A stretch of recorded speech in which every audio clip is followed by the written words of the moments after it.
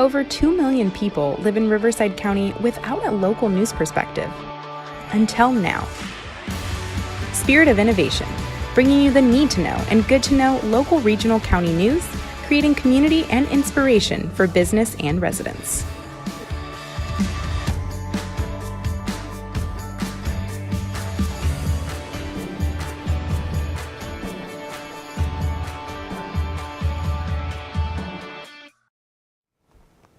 Hello, I'm Gabriela Venturo, and welcome to Spirit of Innovation, keeping you in the know.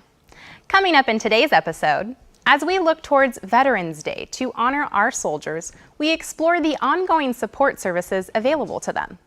Ready for some spine-tingling chills? With Halloween just a few days away, there is no better time to delve into some of Riverside County's rumored haunted buildings and meet the Ghostbusters, who claim to tame the spirits. Then you can discover how to keep the scares going with our good-to-know roundup of local Halloween spooky happenings and other community events. Which brings us to our need-to-know COVID update. Riverside County is back in the purple, more restrictive tier, which means activities indoors are limited to essential services. Unfortunately, it also affects Halloween celebrations, and the California Department of Public Health has developed some guidelines to keep everyone safe. They recommend outdoor gatherings with no more than 3 households and running no longer than 2 hours. A small get-together in the backyard with Halloween-themed food actually sounds like a lot of fun. You can also create an outdoor candy scavenger hunt for the kids to enjoy, or bring out the projector and show a scary movie. You can also deliver treats to friends' home and leave them as a surprise at their doors. The health department also has guidelines for those who observe Day of the Dead. Consider placing and creating your altar in a front window or outside so others can view from a safe social distance. Or you can go digital and create a virtual space to honor lost loved ones. Share with family and friends via email or social media. If you are visiting the cemetery as a part of your tradition, go with those you live with, wear masks, and maintain appropriate social distancing. Want more ideas on what you can do this weekend? The community is coming together to hold safe, social distant, and virtual events, and we'll share that information with you later in this episode. By now, you have received the County Registrar's Voter Information Guide to assist you when filling out your ballot. Choosing which way to vote on the propositions is a large part of the decision-making process, and with 12 on the ballot, there's a lot of information to understand. And although the guide provides direction, it can be confusing. That, compounded with the dueling yard signs, contradicting television ads, and the mailers we receive from different organizations, it truly results in information overload. In an effort to help sort out the proposition jargon, we created a segment to help clarify the initiative's meanings and effects.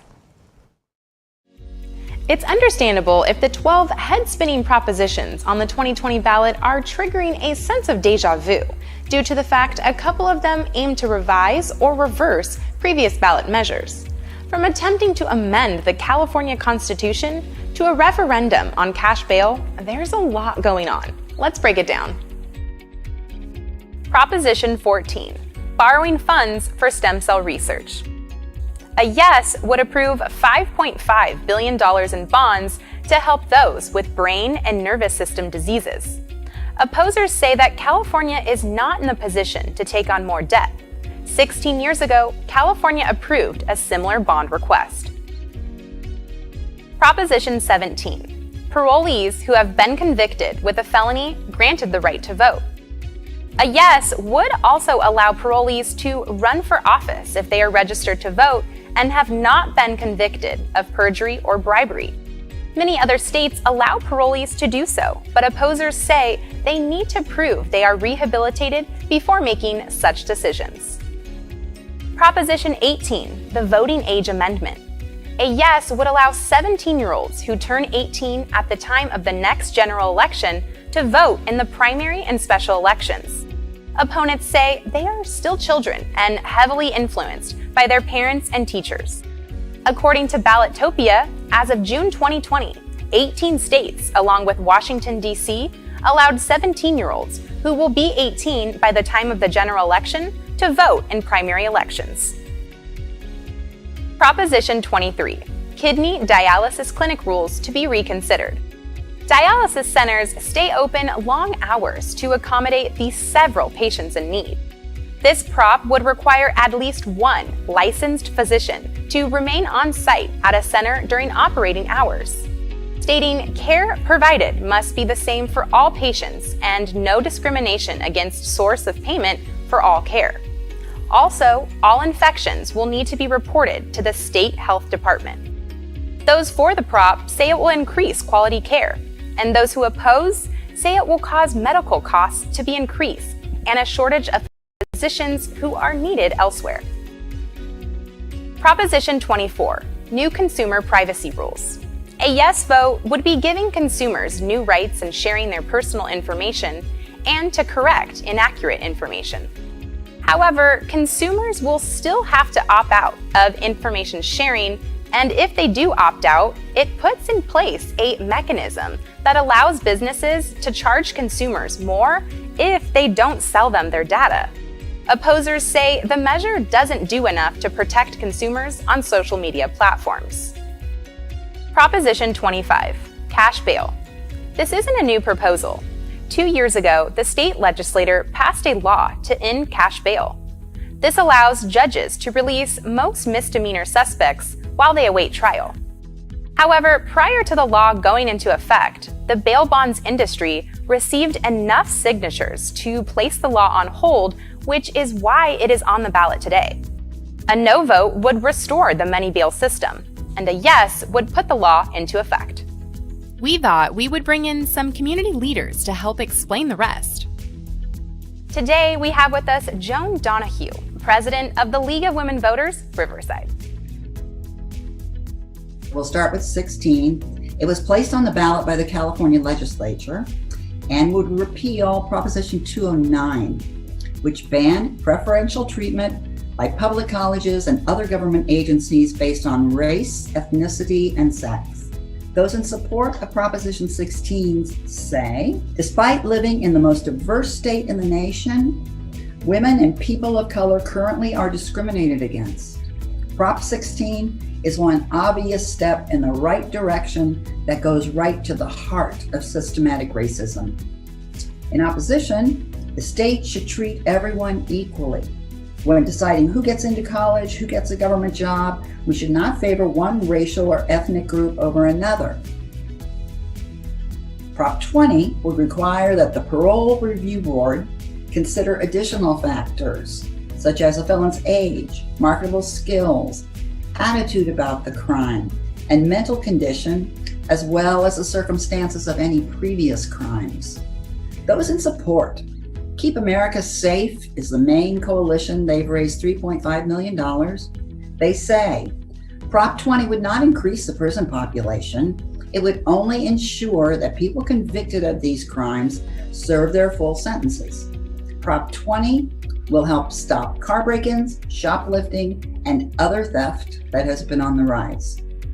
Those in opposition, Californians Against the Prison Spending Scam is the name of the committee. They've raised $6.5 million. They say, Californians have overwhelmingly voted to reduce wasteful prison spending. Prop 20 reverses that progress. Rehabilitating people before prison release is the most effective way to improve public safety. A local to Temecula, Adam Ruiz, is also joining us to share his insight.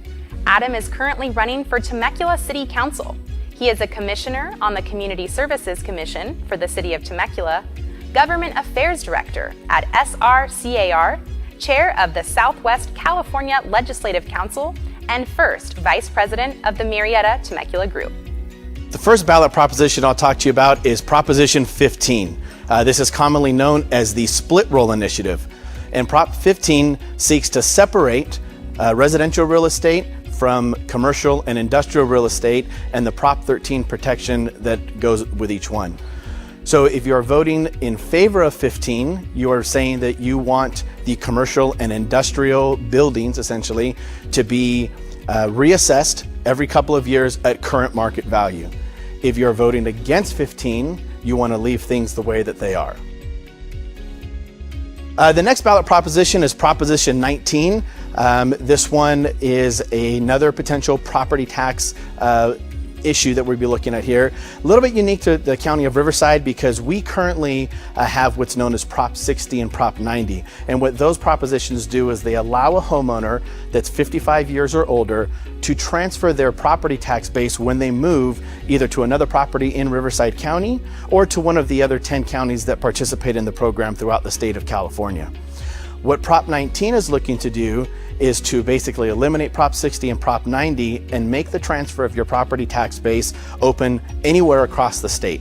This would be open to residents that are over the age of 55, that are disabled, or that are affected by a natural disaster like the fires that have been devastating our state.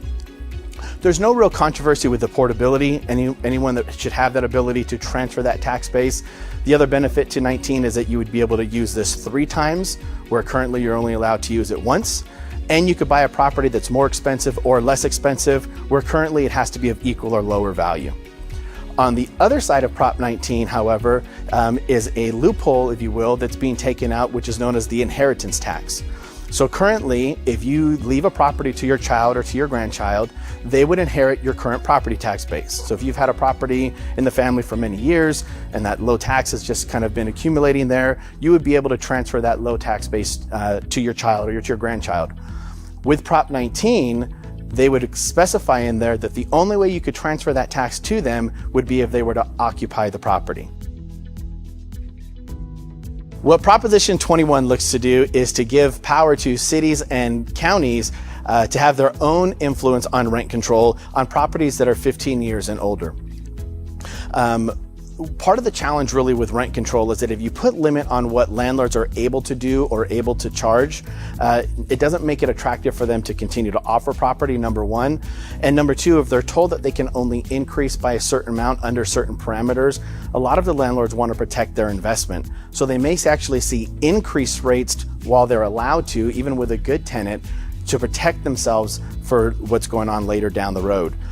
Right now, we have a huge affordability problem and a housing shortage in California. The big concern with Prop 21 is that this is going to drive potential landlords out of the state, making less homes available to rent. Less homes available to rent, by nature, will increase rent and the prices and make it less affordable for people. So there's a big concern that this will actually increase rent, make less homes affordable, and for that reason, the Ledge Council is representing a no on 21. Weighing in at $206 million, Proposition 22 breaks records as the most expensive initiative in California history. However, that isn't the only thing making this prop unique. It is also the most controversial on the ballot. To help with your decision making, Adam and Joan share their recommendations. Let's talk about Proposition 22. This concerns rideshare and delivery drivers. It's best to know up front that this proposition is sponsored by Uber, Lyft, DoorDash, and other delivery companies. Each of those three, Uber, Lyft, and DoorDash, have contributed $45 million apiece.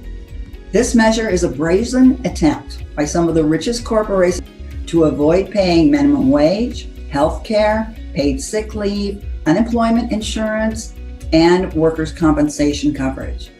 78% of the drivers are from communities of color, and 70% work more than 30 hours a week. There's been a lot of discussion since AB 5 was passed that redefined independent contractors. And since then, there's probably been about 30, 40, maybe even 50 different legislation pieces written to try to carve out a particular industry. Some, like the realtors, have been able to be carved out and remain as independent contractors. Others have not. Prop 22 seeks to carve out the gig drivers or app-based drivers and allow them to remain as independent contractors while still giving them some extra benefits that they're not currently receiving right now. Because of that, we know that's a big business for a lot of people, not only full-time drivers, but part-time drivers, especially amongst COVID. So for the opportunity to continue to be pro-business for them, we are recommending a yes on 22. That's a lot of information to process. But remember, it is important to do your research in order to make the best decisions on issues that impact your life. Voting gives you a voice in shaping your community, region, and state. For more information, go to our website for links. The most important thing is to vote. Be sure to get your ballot in no later than this Tuesday, November 3rd, whether you do it by mail, drop it off at a ballot box, or vote in person. Looking ahead to November 11th, Riverside County communities will be recognizing active and non-active service members on Veterans Day. The yearly acknowledgments are heartfelt and indicative of a region that strongly stands behind the many military members living here. This support is also seen in the numerous organizations that provide needed services to veterans on a daily basis. Spirit of Innovation takes a look at these wide-ranging resources serving those who serve our country. According to the last U.S. Census, there are about 124,000 veterans living in Riverside County. Supporting these veterans are 2 local VA vet centers, one in Corona and the other in Temecula, as well as the county's Veterans Services Office, headquartered in the city of Riverside, with branch offices in Indio and Hemet. The county is also home to numerous nonprofits designed to assist veterans. Even with these resources to help, not all veterans take advantage of what's there. That's when the Temecula-based nonprofit MilVet steps in by connecting veterans with services that can help them. One would think with all the services available, veterans would easily find the assistance they need, but I understand that's not necessarily the case. Sometimes it can be tough. There are a lot of resources that are available, a lot of them through the VA, but it can be a little difficult to navigate. And there are also a lot of nonprofits that provide resources as well. So just trying to, locate all of those, it can be a little daunting. So MilVet was created to help them navigate some of those services. We like to be an advocate and help them walk them through it, follow up, just to make sure that they're receiving, the care that they need and also finding the benefits that they might qualify for. What are some of the programs that you refer to, and what do they do for veterans? There's so many to list and programs that are available. There are veteran villages that assist with housing. 2 of them are at March Air Force Base. One of them is for transitional veterans. It's run by U.S. Vets, which is an amazing program. And this is for veterans who maybe are looking for short-term housing. Next to that is the Veterans Village, and that one is through referrals through the VA, and that's long-term housing. And then there are 2 other in the community, the Veteran Village Camp Anza in Riverside, and there's also one at Loma Linda. Veteran Sisters, they're another great resource for women who have served in the military and might be looking for support or ways to get involved with the community. Operation Silver Star is amazing. They're super helpful for locating resources in the community as well. Other nonprofits that MilVet works with include Veterans of Foreign Wars, which offer financial assistance, services, referrals, and advocacy, and the Homes for Our Troops organization, which builds and donates specially adapted custom homes for injured veterans. When needed, we even create programs for veterans, such as our MilVet Strong.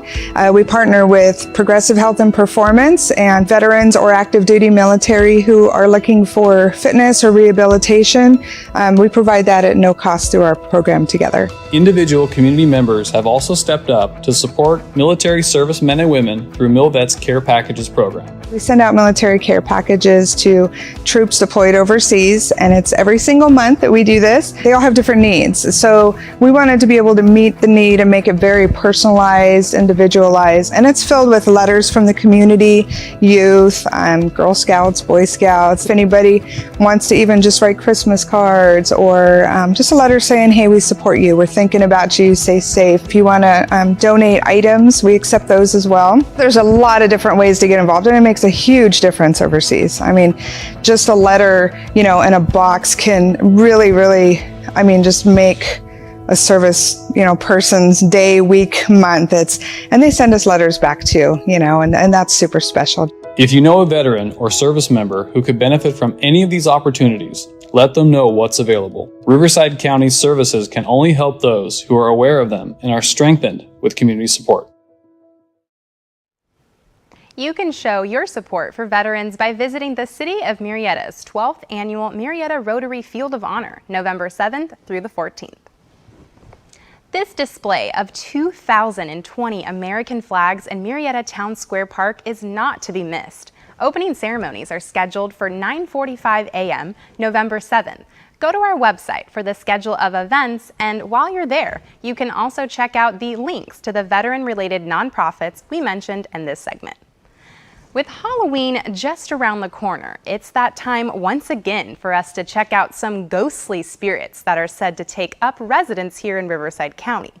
Last year, we delved into the uncanny happenings in Temecula, Winchester, and Riverside.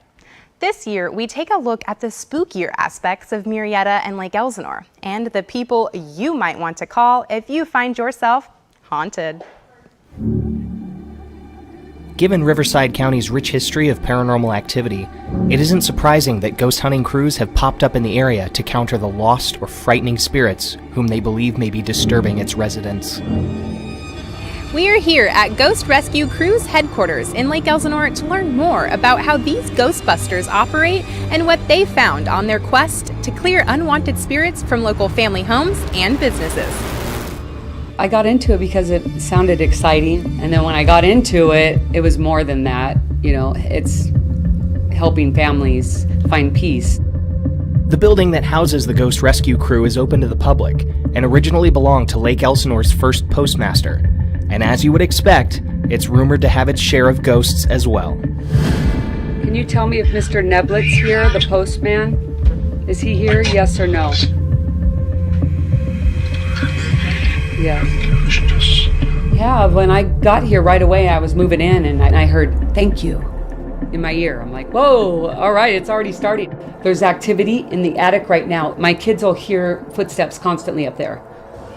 You want us to leave now? You hear that? The Ghost Rescue Crew has also explored paranormal activity at the Elsinore Naval and Military Academy. Originally built to be a country club, the academy opened its doors in 1933 to boys born of wealthy parents and foreign dictators. We got lucky to get in there. Everybody wants to go in there. We didn't find it too dark. There's a lot of people that have been in there and squatted and did Ouija boards, and that opened doors to make it active. We caught some orbs, we caught some EVPs, but nothing dark at all. It just looks creepy. The Ghost Rescue Crew has investigated the Chimes, one of the oldest buildings in Lake Elsinore. Built in 1887 as a bathhouse, it is now a registered city landmark with a haunting reputation. Many visitors have reported seeing various apparitions throughout the years. Carrie recorded 2 ghostly electronic voice phenomena here. One said, "This Thursday." The other said, "Label electrical," which were words written on a nearby chalkboard. The Kia Grain Mill in Murrieta has also earned a reputation as one of the most haunted places in the country. According to many accounts, the mill is home to a long-past little girl in a blue dress. Carrie investigated the building while recording live on Facebook. I like to go live because it shows what's really happening at the moment. There were people on my page that'll say, "Wow, we're hearing a little girl," and that's what happened this day. I was going live. Someone says, "Is there a little kid with you?" So I went back and listened to the live. There was a little girl that said, then after that we're talking, and "I hope you fall," she says to me. This year, Halloween will be accompanied by a rare blue full moon. There's no telling how this will affect any already restless souls in your community. Are they ghosts? That's for you to decide. We here at Spirit of Innovation appreciate the hospitality of Carrie and her crew. Got ghosts? If you think so, you know who to call. And check out our website where we have links connecting you to the history of the paranormal activity here in Riverside County. Now it's time for our Good to Know, where we share community events. And as I mentioned earlier, Riverside County is currently in the more restrictive purple tier, so it's still very important that we all follow COVID-19 safety guidelines. But don't worry, it's still possible to have a fun Halloween. The California Department of Public Health suggests finding drive-through events where you don't have to leave the car. Well, the good news is that's happening right here. JDS Creative Academy is holding a drive-through Halloween Spooktacular on Halloween Day, 10:30 a.m. to 2 p.m. This event is fun for the entire family.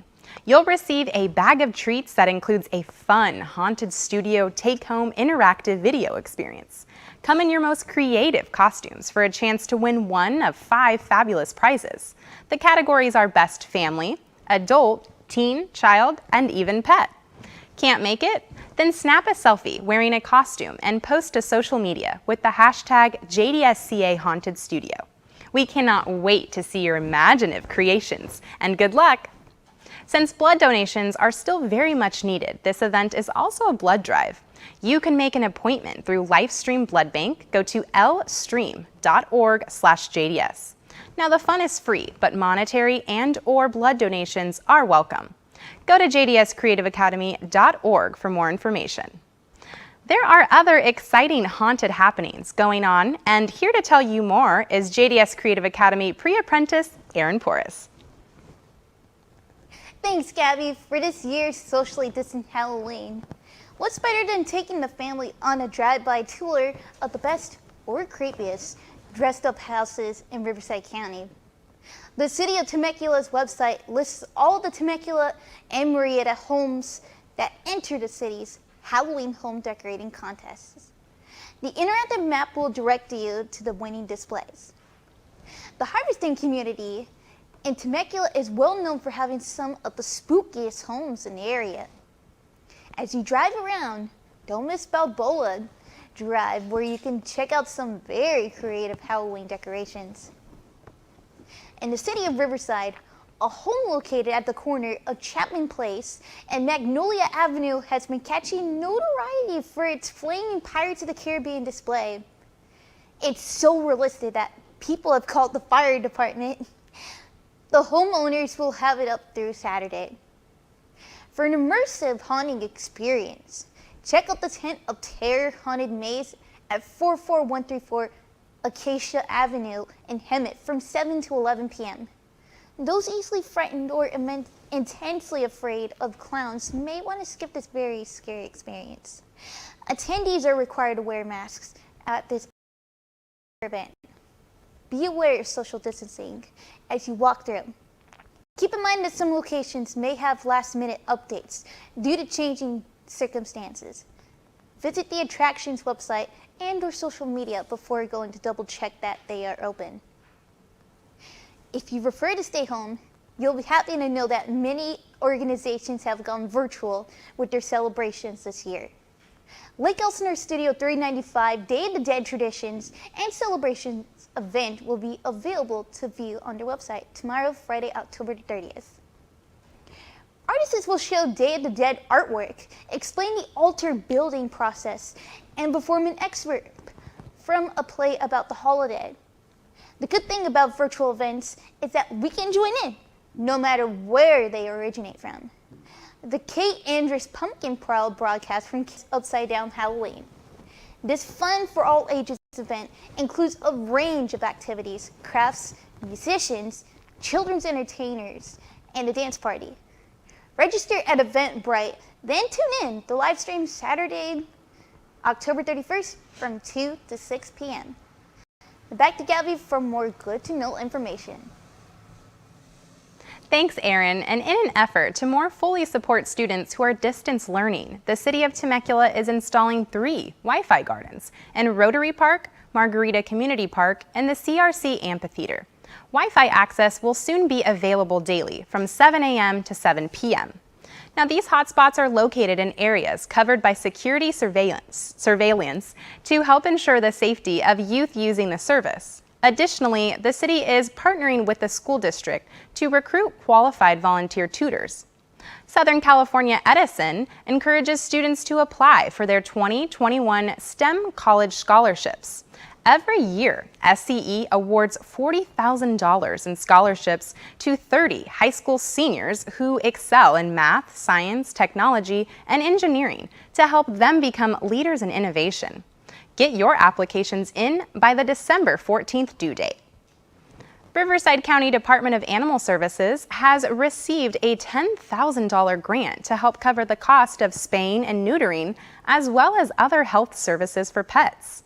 The Animal Solutions Connection Foundation, otherwise known as ASK, has provided these funds specifically to assist residents' pet owners dealing with unemployment or other hardships brought on by COVID-19 lockdowns.